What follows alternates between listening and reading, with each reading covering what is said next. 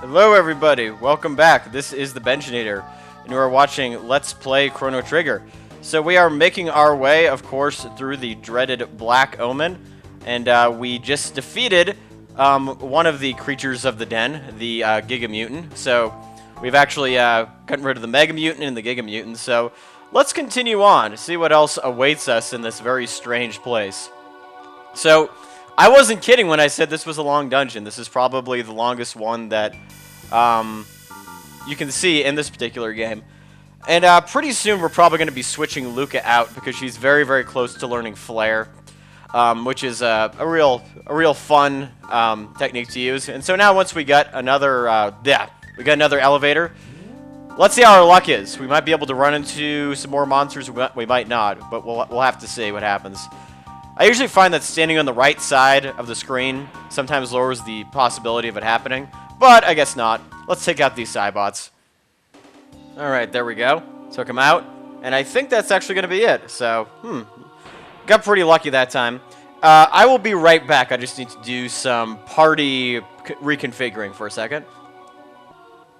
Alright, so here we go. Now we have Frog and Robo in our party because they are two characters that we do want to just develop them a tiny bit further. We will get a chance to see Flare later. But first, let's take these guys out. Alright, on our way. So Frog's very close to learning Frog Squash, which is another one of those, I guess you'd call them lower HP, greater damage. And Robo's going to be on his way to learning Shock. So what you want to do here is you want to try to get by these two bats as best you can, because if you accidentally collide with one of them, you'll see what the consequences are, so just try to... Oh, okay. Yeah, they turned to goons, and now we're going to have to take them out, so let's go. Let's fight. Alright, took those goons out, and as you can see, once again, I did switch my party. Frog learned Frog Squash, so these are the only two party members left, Marley and Robo, that still have something to learn. So now we're going to try out fighting two Tubsters, which will be a task and a half. So let's see if we can do it. And apparently a single Ice Sword 2 did it. So, isn't that awesome? Alright, so... I'm not sure how many more tech points we're going to be able to get with these characters, but it's always worth a try. Anyway, we got 4 displays to take out, or 4 panels, so let's do that. Alright, hooray. Single Luminaire was able to take those out, so that's always a good thing. Speed tab. Probably going to put it on Chrono. I'm going to take advantage of this save point real quick. If I recall, Chrono, Robo, and Marley actually have a pretty unique triple tech, but it actually takes a while to get there. You have to get the Life 2 spell before it happens, so we might get a chance to see that. Oh, look! It's the last of the mutants. The most dreaded one of them all. So this, I believe, is the Terra Mutant. And this actually might be the weird one, the one that has a lot of defenses, so we'll have to see. Let's just test the waters a little bit. As you can probably tell, I don't spend a lot of time checking. Okay, so the top is immune, and the bottom looks like it's pretty immune as well. So, alright. Apparently, you do not want to attack the bottom half of this enemy, otherwise he will use Life Shaver, which is very, very, very unpleasant. So, full tonic on him. And so let's see if we can't get anything through this guy. So, Uzi Punch, is that going to do anything? Might as well keep attacking the top. I think that seems to be the way to do it. Okay, so that didn't work. Luminaire, is that going to do anything? Alright, so it's apparently sucking life out of the bottom. I'm not sure if that's how it works, but we'll have to try out a bunch of different spells, see what works. Because if Luminaire doesn't do anything, we might actually be in some trouble. Okay, so obviously the top is immune to, or not immune to magic, but yeah, what's the word? Susceptible to magic. Yeah, susceptible.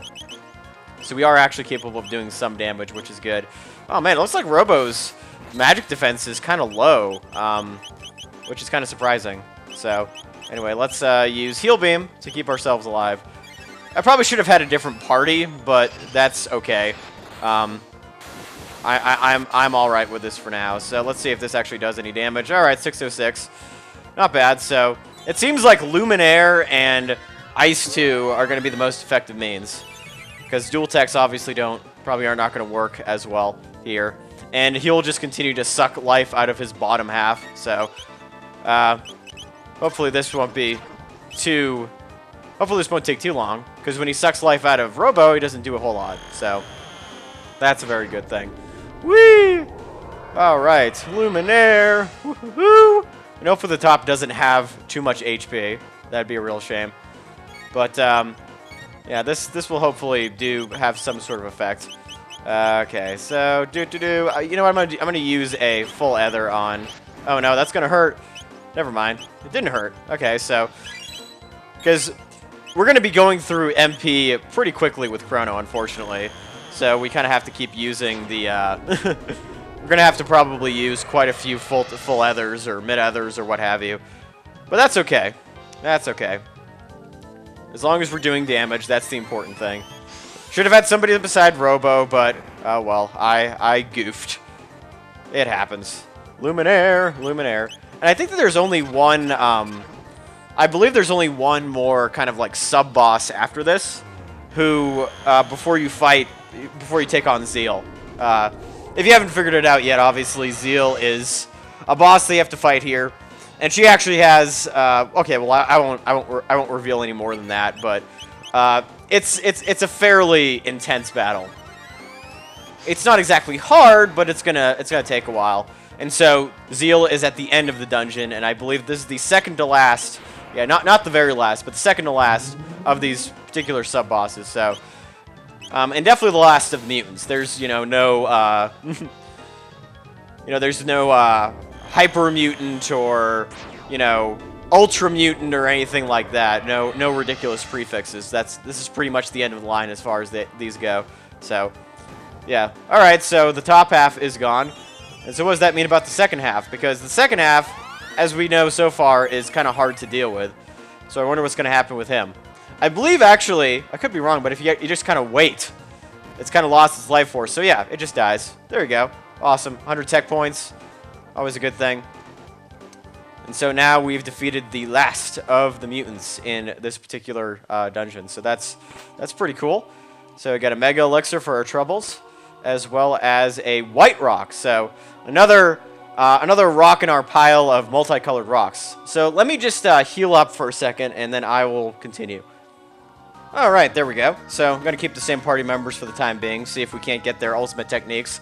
I will not be using these three when we get to Zeal, though. So that's just something to keep in mind, is that I am going to be obviously switching it up a little bit once we get there. So, all right. Who is we fighting next? Who is this creepy thing going to be? Uh-oh. A gate? That doesn't look good. Oh my god, it's a lava spawn. One of these things is back, and this is probably the most powerful of the lava spawns. This guy has a little bit more HP and a little bit more power than the previous ones. And so actually what you want to do here, a very similar technique to what we did last time, and that is to use Ice Tackle on the head, and that should probably make some fairly short work of it. So you have nothing to fear. As long as you do not attack the shell, you will not have anything to worry about. But Ice Tackle, I believe, tends to be the most effective. So here we go. Going to be using that very useful double tech once again.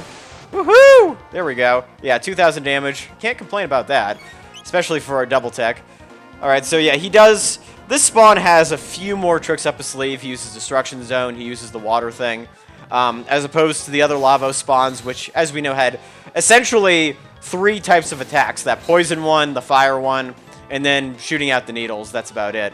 And so this particular enemy does shoot out needles, but he does have a lot of intermediary things. So actually, I think that the time between needle attacks is actually greater with this one, so that's kind of advantageous. You're not going to be bombarded as much with needle attacks as you would the 3 other lava spawns. So, hooray for that. That's always a good thing. Woohoo! All right, so yep, tackle once again, and I don't think that he has that much more HP after this. Like the mutants, he's not exactly packing when it comes to life force. A couple attacks will usually take him out. I was actually kind of surprised at how easy the mutants were, because usually I just remember them from my youth, them taking a lot longer. Of course, you know, you have to admit, when you play games when you're younger, they always seem a lot harder than when you play them when you're older. And I think a lot of that has to do with the fact that you're just naturally better at them. So, yeah, there goes the Lavo spawn. Once again, taking it down. Lots of 120 tech points, that's quite a bit. And Robo learns Shock, which means that we get Super Vault, which is this really kind of fun double tech that Chrono and Robo use. Robo uses Shock and Chrono uses Lightning too. So, how cool is that? Alright, so Lavo spawn dead. And that is the last of the sub-bosses in this particular area. But before we go to the door, we actually have to fight some more panels. And this is a little bit different because that door that you see actually is one of them as well. However, just like the other battles, these panels are not really that difficult. Chrono, you know, counterattacks them nicely. And of course, using a single Luminaire will destroy them. So isn't that absolutely fantastic? Luminaire is just, it's so useful. I mean, it's just like when you feel like not fighting a battle, just cast a Luminaire and it's over. Granted, this will not work, you know, when we fight the final boss, because the final boss has a lot more HP, but still, it's something to keep in mind.